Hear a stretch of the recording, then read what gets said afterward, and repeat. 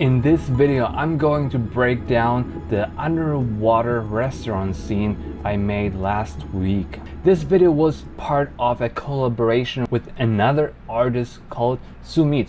I apologize if I butcher the name, but this artist approached me to create something together. So in this video, I'm gonna break down the scene, of course, how I created this in Blender, how I keyed it out in After Effects, but I also am gonna talk about the challenges which come with collaborations like that. Because truth be told, when you make your own little scenes, you're just in front of your little computer with your little camera, you have full control over everything. If you collaborate with someone, you are not in full control, which is not necessarily a bad thing. It just comes with its own little challenges, and I'm going to talk about all these things throughout the video, but especially in the second part, I'm going to be focusing on that. So stay tuned if you are interested in collaborating with other artists like myself or others. So stay tuned for that. But first, we need to get this green out of my footage. So this is the footage we're working with, and from the first glance at it, obviously it's not great green screen footage, which is fine. Not everybody has the means to rent out a proper green screen studio. In this particular case, his friend was holding up a green sheet. He's not fully covered in the green. We have a lot of shadows, shadowy areas here, so it is going to be very challenging to key that out. Plus, one request of his was, hey, can you put yourself also in the scene? And I of course have a lot of green screen footage, stock footage I recorded just for moments like that. And of course my Patreons and YouTube members, they have full access to those too, just in case you don't have your own green screen footage, or you don't have a camera, or you don't have a green screen, so you can just use mine to practice and make your own little scenes. So I used one of those for that. And obviously there is differences in the camera quality. I was shooting on a $5,000 camera, he was shooting on an iPhone, and the colors and everything is way different. But in the end, I think it turned out pretty good to match those two video clips.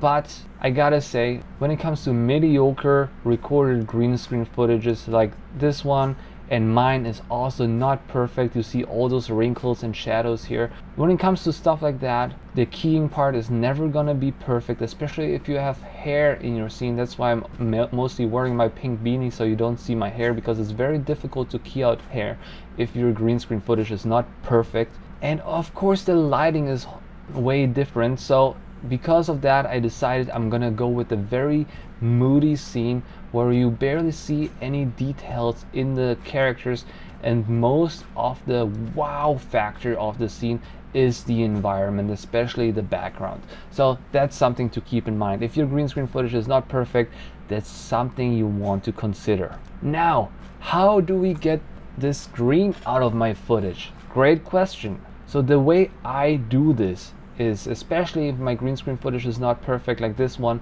what I make is a black and white mask out of my green screen footage. So everything what is green is supposed to be black, everything what is not green is supposed to be white. But that also means that all those surroundings here are also not gonna be black. They're also going to be white, because this is not green screen. But there's a very simple way to get rid of all those surroundings. So don't be scared if you can't fill out your whole screen with green screen. You can get rid of all those edges separately. Now, why do I try to make a black and white mask? Wouldn't it be just easier to just try to get rid of the green? Yes, it would, but especially in those like dark areas, which there's like mostly no green in there. When you zoom in here, like this is almost black, so it's easier to just make a black and white mask like here and crunch the contrast. Like everything what is black was before gray, everything what is white was before like light gray. So I'm just making a black and white mask or a gray mask and crunch the contrast until everything what is green is going to be black. That's the goal here. Now let's start from scratch. How do we do this? I'm just going to delete what we had before. I'm going to start from scratch. What I do here is I duplicate my layer. By the way, we're working with After Effects today. If you use any other compositing software, it works the same way. So I'm gonna duplicate my layer with Control D in After Effects. Now I have the same video twice on top of each other. Make sure you don't do this and leave it there. You want to snap it back. Now I'm gonna click this eye here so to make the bottom layer invisible. We don't need it right now. Now I'm gonna use an effect which you are probably familiar with. It's called Keylight 1.2. It's under Keying and Keylight 1.2. You can get there under Effect or right click on your layer, go under Effect, Keying, Keylight 1.2. Now the most important setting here, there's lots of settings here, but I'm just gonna go through the most important ones, which the most important one is the screen color. What do we want to get out of my shot? And you want to pick a green close to your subject, something in the middle ground. So not the brightest spots like here or here, also not the darkest spots, something on the darker side but somewhere in the middle. So like this one is a good one. When I just click that, you can see most of my green is removed already. But when I zoom in here, you can see that's not perfectly keyed out. It's like darker because again, shadows. So now I need to get all those shadows out, all that, so I have a perfectly cut out Sumit in my shot. Again, I apologize if I butcher the name. Now the way I'm gonna do that, I'm not gonna use the final result here under view. I'm gonna go on screen matte, and that shows me just better how good or bad my key is. And again, everything what is black should disappear, everything what is white should be completely white. Not like, you know, maybe you can't see that right now, but those patches here, all that has to be gone. Otherwise, it's not gonna look good. To do that, I'm gonna go on screen matte, and now I'm gonna clip everything what is black towards black. So I'm just gonna crunch the contrast as much as I have to get rid of all those white patches here. Don't go too hard because then everything what is white is also going to become black. So don't go too hardcore there. Just enough that everything what is black, I'm looking at this spot here, is going to be completely black. So that's it. It's 66 for me. It might be a whole different value for you. So don't just copy my numbers. Try to understand the process. That's important. Now, everything what is white is still patchy, so I'm going to clip the whites now. I'm going to go to the left with the whites. And important to know is you can't go under 66 because then it's just going to flip around. So you have to stay above that. So just go deep enough into the whites till I'm looking at those spots here, until those disappear into white. Not further, okay? And for my particular case, I know that the upper body is going to be more important than the lower body, so I don't really care about those little issues here because it's going to become dark anyways. And if you've seen my other green screen tutorials, I always recommend to cover up the feet somehow, the contact point to the ground. I'm going to show you in Blender how I did that in my case. You can see the feet touching the ground, but I'm going to show you a little trick I used for the very first time actually, which is kind of neat. I like that. Anyways, now this is obviously not usable. Oops, I think I did move it by accident. Let's snap it back. If you did move it by accident, you can just go to your transform option and reset your transform, and it's going to snap back to where it belongs. Now, obviously, we can't use it as is. We need to use this mask information to cut out the white in the color information, which is this bottom layer we created before. If I turn it just on and off, nothing is going to happen, but I need it to be on. Now I need to use the track matte tool. And if you don't see it here, you can click here under toggle switches and modes, then it's going to appear. And on the bottom layer, right now no matte is selected, but if I select the top layer and under alpha matte selected, click it again, now the Luma matte is selected. Now it's actually going to cut it out perfectly. And don't worry about those edges here because again, not everybody has the luxury to have a perfectly green screen, which is till the end. Not even I have that most of the time, so don't worry about that because we can do something which is called a garbage matte. Garbage is all this stuff we don't want on the sides. This is all garbage, and we can draw a mask to get rid of it. And we do that by using the pen tool. Shortcut is G in After Effects. So I'm just going to start somewhere like here. So I want to draw a mask around him. The thing is, his friend was holding the green screen, so the green screen sheet is not going to be perfectly stationary. So usually I would say go as far at the edge as possible, but since he's moving back and forth, you don't really want to animate this mask because it's like one extra step. Just go a little further deeper, just making sure that you don't cut out your target, your subject. You want to stay away from it. So you're just gonna draw a mask around here. Here you can be like pretty inaccurate, it doesn't really matter. The most important places are here, where you can see the green is coming back because there was a very shadowy area. Here you have to be a little more precise. And another spot where you do have to be precise is the feet, because the feet are not inside the green screen, which is a problem. Again, if you were recording your footage yourself, you could make sure that's not going to happen, but he didn't, so we have to deal with it. As a VFX artist, we have to deal with problems like that. So no reason to whine about it, because I could also tell him, record it again, I can't work with this. But no, we can work with it. It's just one extra step. Especially if his feet were moving, then it could become kind of tricky. His feet are not really moving, and again, in my scene, his feet are not even going to be in the shot, but I'm going to tell you more about that later. Now when we finish this mask, we just drew a perfect circle and close the circle, close the loop. Now everything what is around him is gone.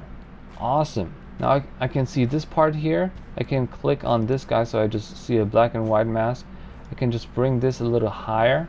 I can even click in between to make more points. So when I go back, this piece which was here before, this one, you see that, is gone now too. So that's cool. I also could be a little more precise here, but again, in the final result, it's also going to be in the shadow, and I'm aware of it, so I don't have to be as precise. Now I always recommend go through your footage and see if some problems pop up. Like this part here, there it is, this pops up here, but that's probably going to disappear if we go deeper into the settings.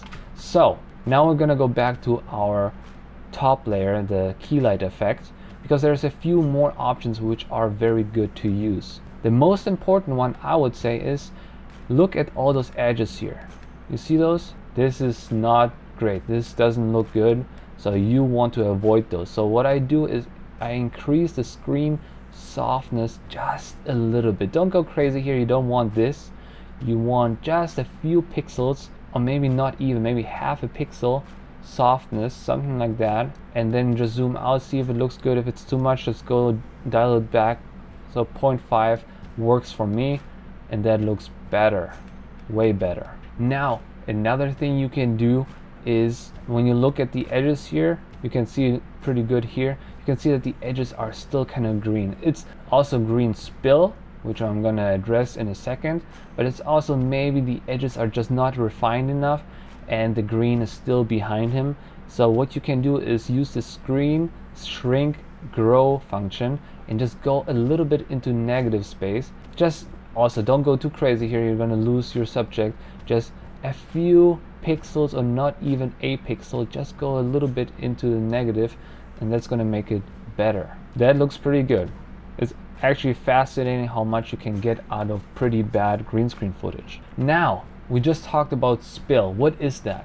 So the thing is, depending on the kind of green screen you're using, and also depends on how close the green screen is to your subject. That's why I would always recommend bring the green screen as far back as possible, but that's a subject for another video. But the problem is the light, this light for example, would hit the green and bounces the green back on our skin, which also makes our green screen footage look worse, because we have like some green spillage here and there. Like there's a little bit of green here, a little bit of green there. I don't know if you, yeah, you can see it like right here. It's a little bit of green, and there is a very simple effect to actually get rid of it. And the way that works is it just takes the color green and reverses the color, which is like a pink or so. So it just brings everything in the opposite direction, like towards like blue pinkish or something. The way we're going to do that, we're going to go on our bottom layer, because this is where our color information is. Right click, effect, keying, and now there's the advanced spill suppressor. Usually you just click it and it looks better. So we're going to go back to our close-up here. When I turn it off, you can see there's some green. When I turn it on, the green is just gone. Awesome. Very important step. You don't want to miss it. You don't want to forget about it, because that might give away the effect you're trying to achieve. There are some more settings that right now the method is standard. You can also go on ultra, where you have like more information here. Most of the time it's not necessary. Just leave it on standard.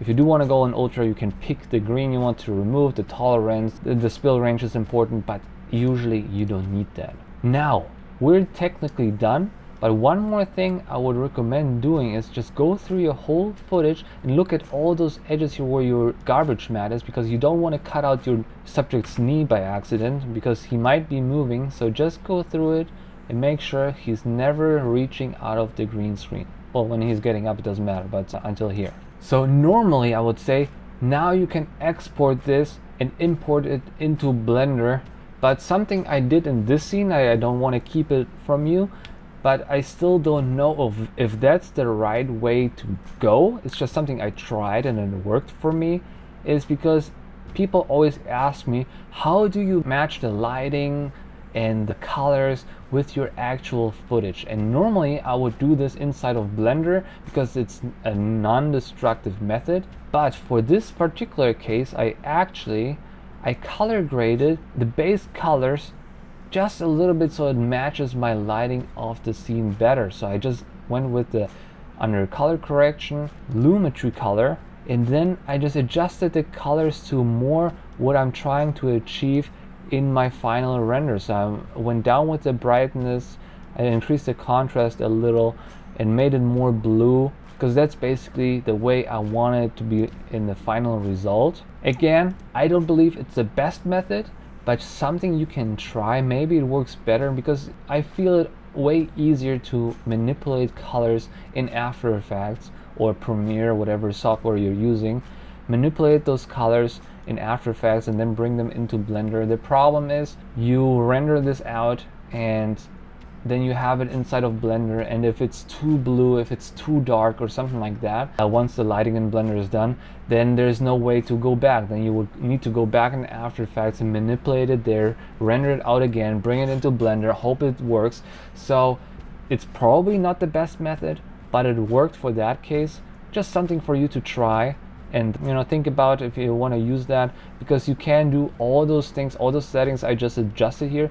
You can also do that inside of Blender with nodes. Like here I have an RGB node for my green screen character, and I make like my whole material. You can do all that too, but I feel like you have more control in After Effects. Again, I'm not suggesting you do that, but just something to keep in mind. Now it's time to export this thing.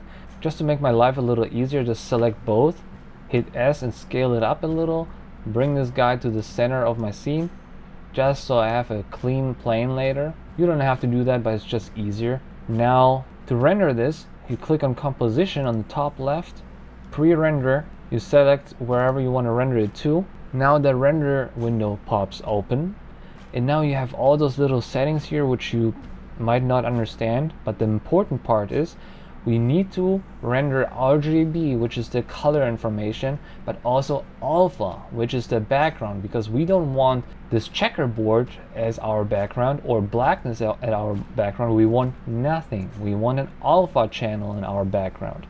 So that part is important. So when you click on this little arrow here, you can see high quality is what I usually use, but if I need an alpha, I go on high quality with alpha. When I go into the settings, you can see what it actually looks like, RGB plus alpha. And if you don't have this here, if it's grayed out, it's probably because your format options don't allow that. So not all the formats have alpha information. In order to have alpha information, you have really two options. Either you go with Apple ProRes 4444, which has alpha information, or you can also export as a PNG sequence, which takes a little longer to render but has basically the same result. File size wise, I'm not sure which one is the better or the bigger one. Resolution wise, it's probably the same. I'm not super familiar with that. Doesn't really matter for that case.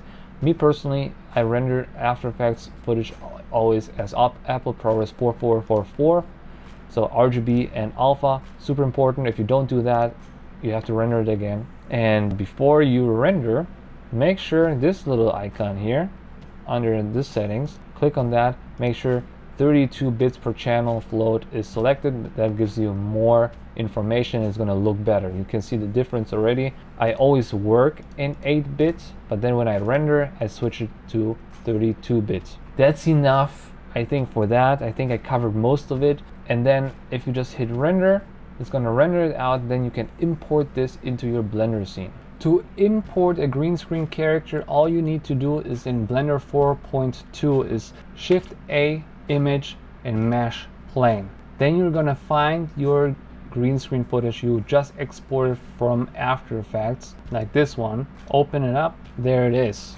Now make sure to bring it into your scene because it always gets imported wherever your 3D cursor is, which is very low right now.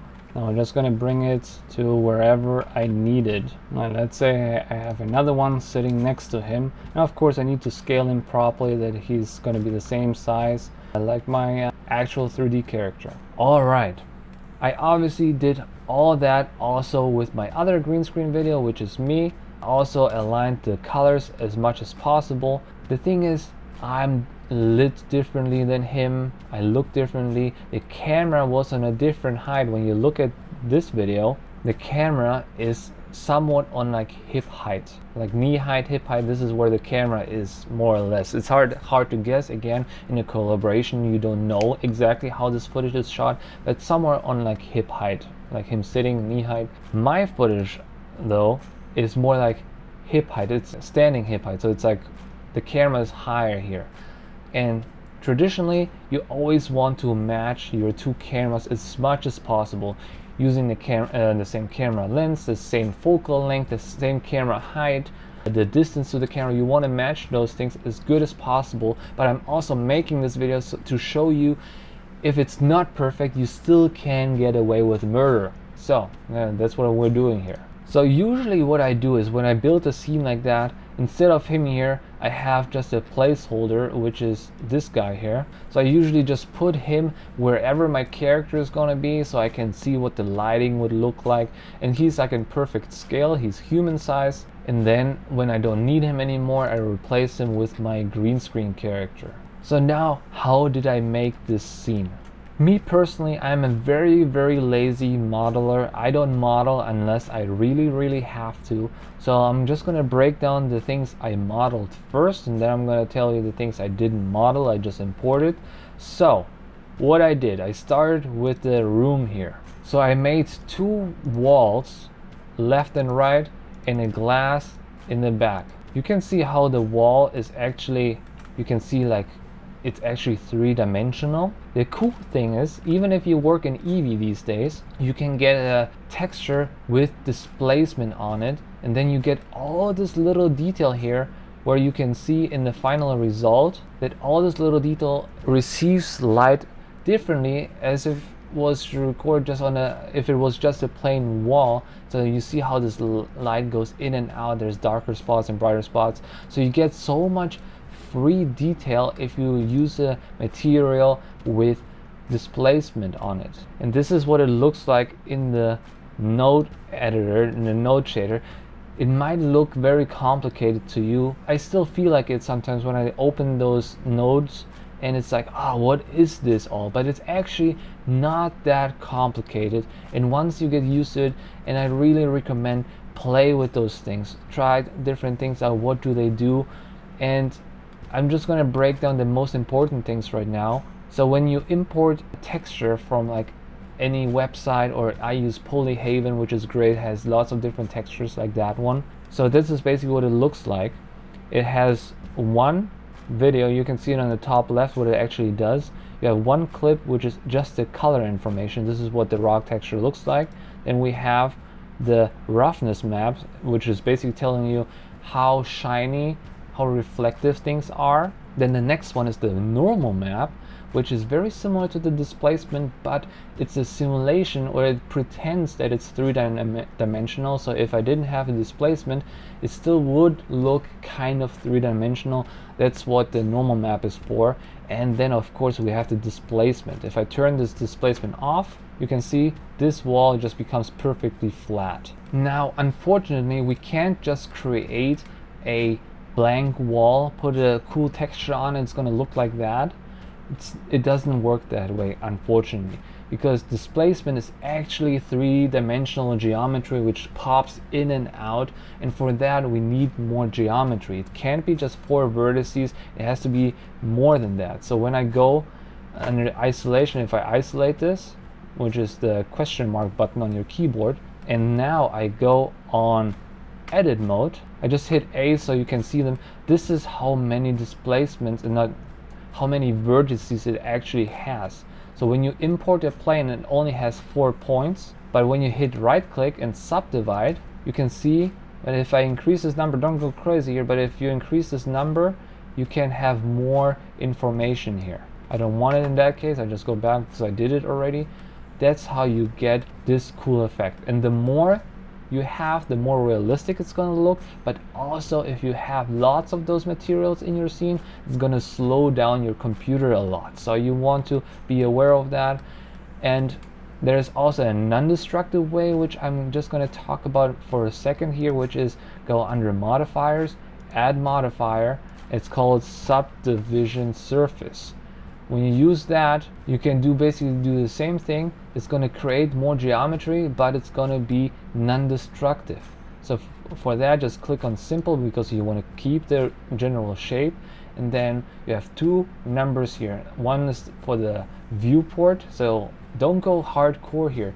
Like 4 or 5, and this number is already enough. Don't just click on it, drag it to the right, your Blender is going to crash. Now, if once you found like a good number, let's say it's 3 for you, and then you think it looks good, because it does improve my wall already. If I turn it on and off, you can see the difference. Having more material, more geometry, it looks better, but it's going to slow down your computer, so you have to pick your poison there. Anyways, once you found your number, let's say it's 3, then also make sure to make the render number also 3. Once this is done and you're satisfied, then you can go back to 1 or something small, or even maybe 0, because then you know it's going to look good in a render. It's just not going to look great in a viewport. Just sometimes you might want to see what it actually looks like with the lighting, then it goes back to 3 and looks good, go back to 1, and then go from there. Anyways, I subdivided it destructively because I heard it's faster on the computer, that's why I did it, but that's up to you. Now I'm gonna go back to the not isolated mode. So I have the same wall, left and right. So what I did was I just hit Alt D, that creates an instance and brought it to the other side, hit RZ 180, so it flips it. So I have the same wall on both sides. I obviously have this wall there already, so I'm just going to delete it. But if in case you want to create 2 walls, that's how I would do it. Because creating a new wall with Shift A and go on plane, creating a plane, bring it into the right spot, rotate it into the right direction, scale it up to the right spot. Why would you do all this if you have a wall the perfect size already? Just copy paste it, bring it to the other side, rotate it 100 degrees, because what you always want to be sure of, that your face orientation is always the right side. Now, what else did I model in this scene? Because again, I'm not a modeler, I just had to create simple geometry for the room. Now I made the ground here, which is also just a regular plane. So I just Shift A, made a plane, scaled it to the right size, brought it to the right position, like this, and gave it a material and whatnot. And the material here also has a displacement, which I actually did turn off because I didn't need it, because I wanted it to be a flat ground. But one important factor in those materials is every time when you import a material, those are usually UV mapped, but you want them to be projected as an object. So that's just something you want to always do, otherwise the scale might be off. If the scale is still not right, one thing you want to do is like always apply the scale. If you adjust it, you do that with Control A, then apply the scale. Otherwise the materials might look funny. So in your texture every time you import it from Polyhaven. At least this is what it looks like. And under the mapping, instead of UV, you see it's way too big, use object, and now it should be the right size. If it's still too big or too small, you can adjust the scale here. Just select all of them, make it bigger number or smaller texture, or the other way around depending on what you want. If you don't want to adjust those three numbers individually, what I like to do is sometimes I just make a new node with Shift A, value, and you can control the scale all with one number, which might be easier. What else we got here? We have our frame up here a little, which I wanted to simulate in my final render, that it's like a double ceiling, so I could hide lights behind here. And that thing I modeled, it's not a real model, but yes, I did. And I just started with a cube to make this. So let's say I make a cube, scale it on the x-axis, make it long until it is like the size I want. Make sure I apply the scale, and then I just with Shift D I duplicate it, rotate, hit R, Z, 90 degrees. With G and Shift Z I can just bring it to the right position, like somewhere here. I'll just go a little closer here so I can be sure it looks right, so like that, until I'm satisfied with the size and everything. Then again Shift A, bring it to the other side. Again, I get a little closer here. You can also use snapping for that, but it's just a little faster to do it like that right now. So now I have this part. Now I can select all those three pieces, hit Control J to join them. Now they are one object. And again, I just went to Polyhaven, and you can find it under your asset browser. Under Polyhaven they have HDRIs, models, textures, and I just give it whatever texture I want. Let's say brick wall, makes no sense, but I just give it a brick wall so you know what it looks like. So it downloads all the assets you need for that into here. You can see how stretched out it is, because again it's UV projected, it's not object projected. So the first thing I always do is like I apply the scale in case I forgot before. Now if I switch this to object to vector, this is one great step. But also you can see all those lines here, because all of those textures are supposed to be flat, but they're not. So what I'm going to do is under textures, I'm just going to select all of them and hit Alt on my keyboard. I hold Alt, click on flat, and go to box. And now all of those three things, four textures are box oriented and they're not flat anymore. And now you can see it looks way better. Again, those are brick stones, and they also have a displacement. So if you want to actually use it, this would need more geometry. Again, you go under the subdivision surface, on simple, and crank up this number, let's say 5. That should have like some geometry now. You can scale it up or down if you want this, but 5 might not be enough, so let's go to 7. See how it's tiled, and it actually is like brick stones now. So if you wanted to have it brick stones, which I don't, so I'm not going to use that. I'm not going to use this displacement. So either you can just mute it, what I usually do, because I don't like to delete things, because just in case I do want to use the displacement, I would need to re-import the texture and all that. So you could just select both of those things, that and that, hit X, delete, but I just mute it. So I hit on it, hit M, so the displacement is gone. Yeah, and again, this is not the perfect texture for that kind of object, but if you do want to use that, then you can again change those numbers here, or add a value node with Shift A, plug it into scale, and now I can just pick whatever scale I want. Then it looks better. It's always better to have some kind of material on it, even if you make it yourself, than just a blank default material. Now we don't need this anymore. We have it up here already. I don't even know what kind of material I used here. It's an asphalt texture, and I also made it pretty reflective, I believe. So you can adjust all of those materials like individually too. So I think all I did here was I obviously removed the displacement. I didn't want it, so it was connected before into displacement, but not anymore because I didn't want this, because it looks funny.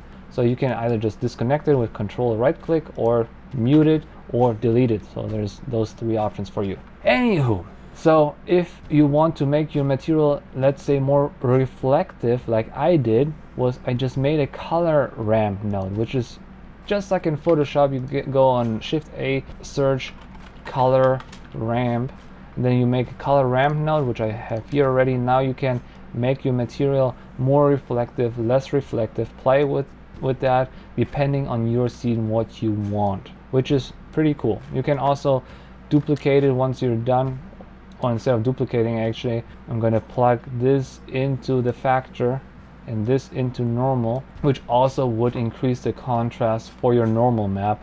In that case, I don't want it. But yeah, color ramp is one of those nodes I always use all the time, because you can adjust the colors and the contrast of your nodes better. Okay, I think we're almost there. I have 2 more things I modeled. Again, I'm a shitty modeler. I don't know what I'm doing. It's just like the basic materials I use, I model. So what we got here is, we have 3 more things. The last thing is going to be more about the lighting though, so let's go here. This here is just one layer of glass. You can see it in Eevee, but if I go to cycles, you can see I can actually look through it, and it has like this nice glass material. And what I did here was, because just to make glass, all you need is a glass material. That's all you really need.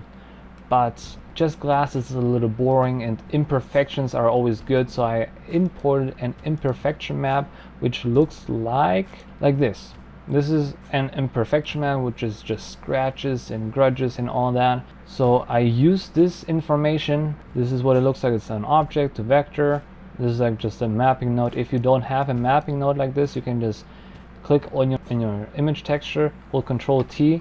That's gonna pop up this image texture, and that is connected into the color ramp, and that I'm going to connect into roughness. Now if I connect this with my final image, I have glass material but the roughness on top of it, which is always a very great and somewhat simple way to add detail into your Blender scenes. Looks awesome. Okay, another thing which was modeled is this little menu here. Hold on, let me zoom in here. So that is just downloaded from Google, just a menu of whatever restaurant. It's just one page, I believe. Yeah, no, it's 2 pages, one on the back and one on the front. This is what it looks like, and that's just 2 planes on top of each other. Put them together and put this material on it, and voila, you have a menu. And I just placed this menu all over those tables. I have one here, there. That's a cool thing. You can just, once you have one, you just hold Alt D and bring it to another table, rotate it into the right direction so you can see it, and then it's done. Okay, now we have so much more in this scene.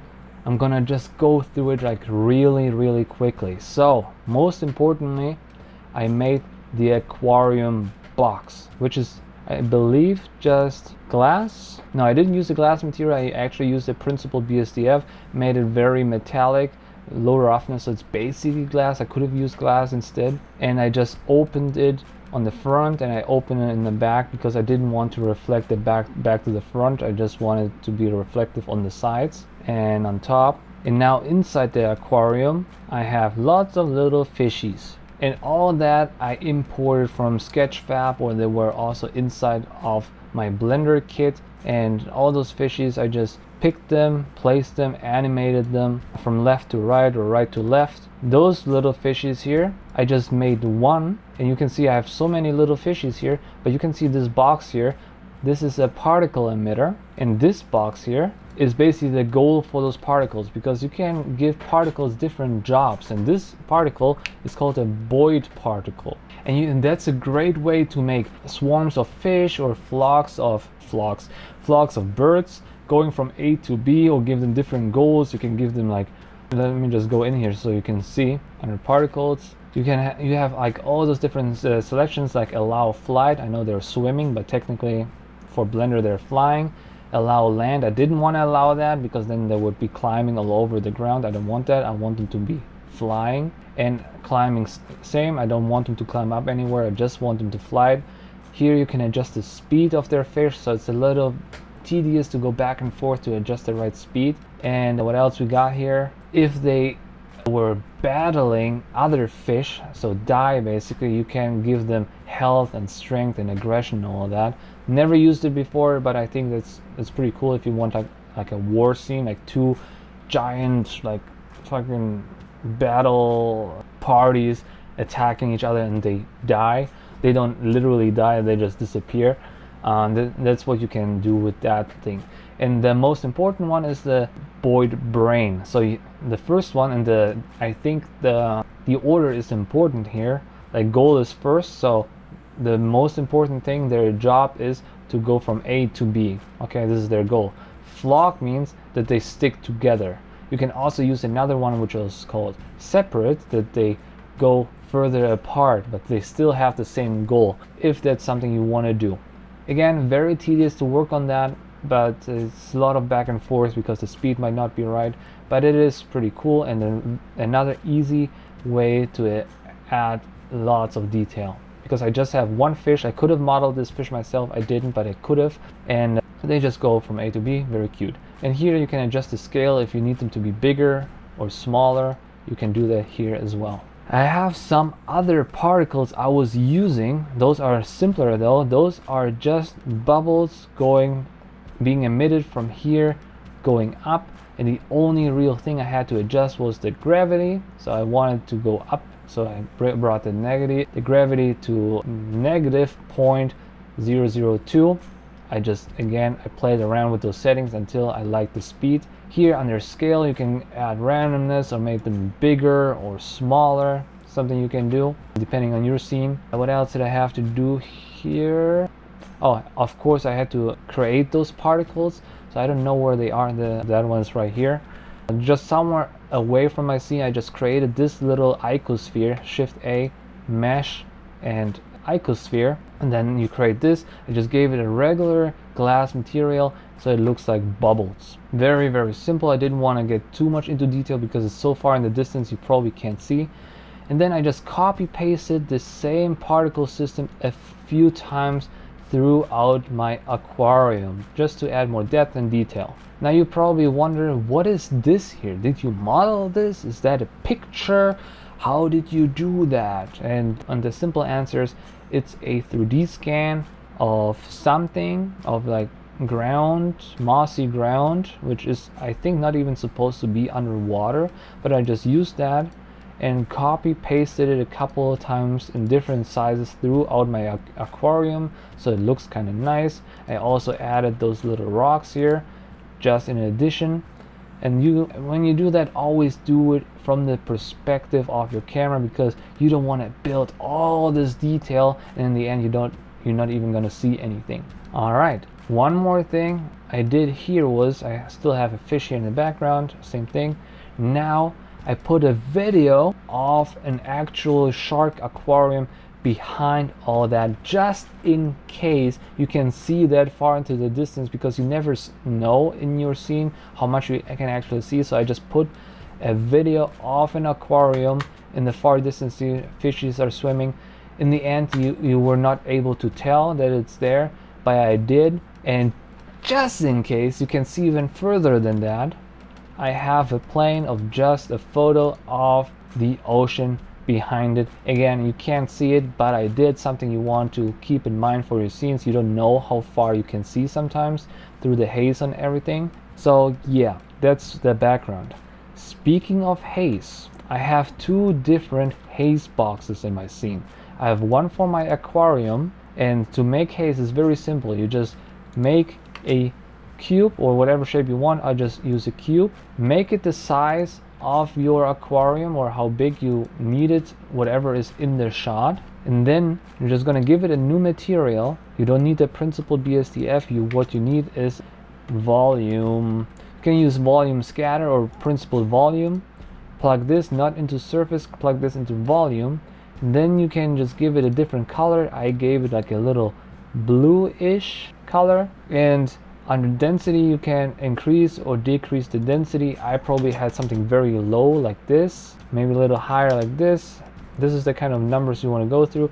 And now we are in a hazy environment. You can see it's just haze. It's not a real object anymore, it's hazy. So the deeper you are through the haze, the less visible it gets.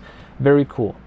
One more number here to understand is the anisotropy. Haze, you can make haze the way it looks in real life, that it's more visible if it's backlit. So the higher this number here, the more it's visible when it's backlit. You can see my light source is back there, so right now you can only see it where the light is.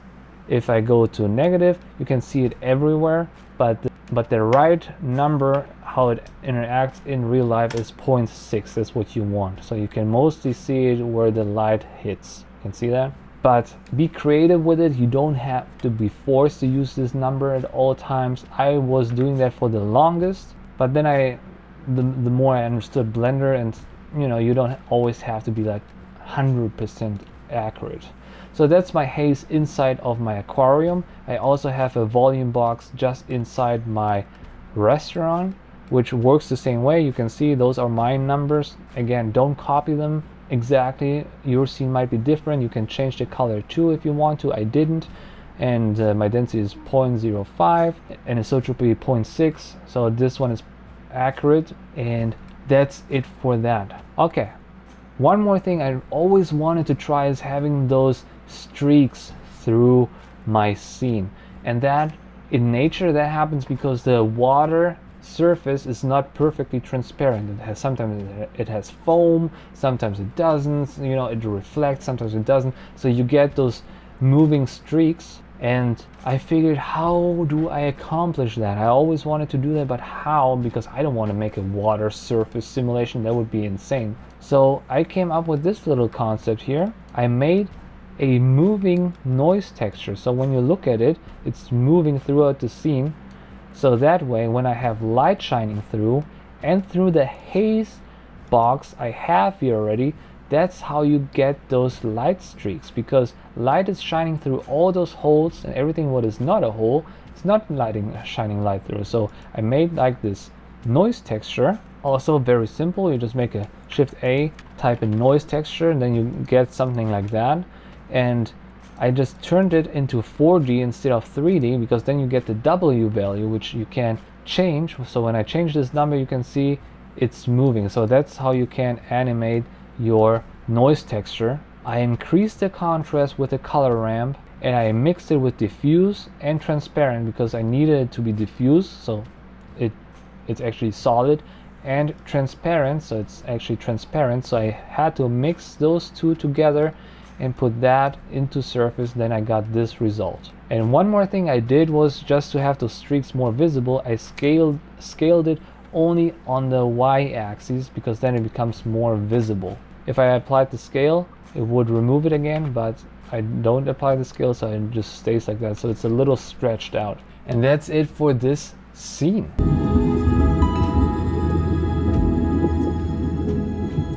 Now I promised I'm going to talk about a little more about collaborations and how to approach those properly. And there is like so many different ways. And one thing I always recommend is, when you approach someone to do a collaboration, be aware of those people's strengths and weaknesses. Just like be aware of your personal strengths and weaknesses. What are you bringing to the table? What are you not bringing to the table?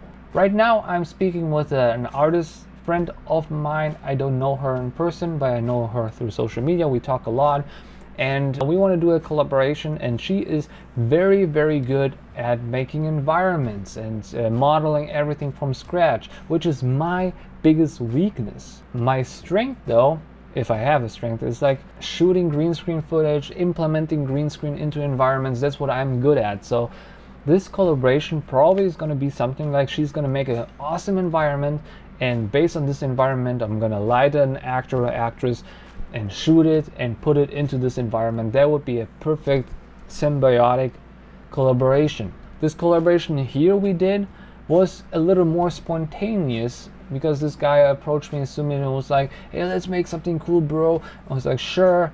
And he was like, yeah, what if you're gonna put me into like an environment? So basically my weakness, what I'm not very good at, like making environments and stuff like that, was my job. He contributed with his green screen shot. So that's how this collaboration works. But again, I said it a couple of times throughout this tutorial, that you have to be aware of like problems, like technical problems. He recorded his footage on an iPhone in 30 frames per second. I rendered my scene in 24 frames per second. Like technical aspects like that are important too. So the more information you can gather or control, the better, because you don't want to just run into surprises. And then you have issues like, oh, his feet are not inside the green screen. How do I fix that? Like either you draw the mask perfectly, but what I did, something I didn't show you before, when I zoom in here, I gave this little guy